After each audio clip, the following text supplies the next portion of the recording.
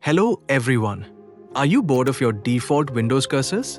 Well, I've come up with a quick tutorial on how to make your cursor more beautiful. First, I'll show you that I only have the default Windows cursors in the theme panel. As you can see, these old, ugly cursor packs are what I have by default. Let's change them. First, go to this website. I provide the link in the description. Download any cursor of your choice from there. I've already downloaded a cursor. Let's extract it here on the desktop. Don't forget to create a new folder to keep things organized. After extracting, open the folder. You'll find different types of folders. These are the themes and styles.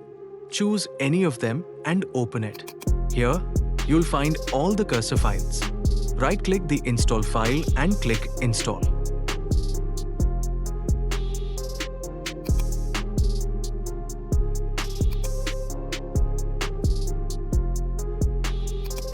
That's it. Apply your newly installed theme and enjoy.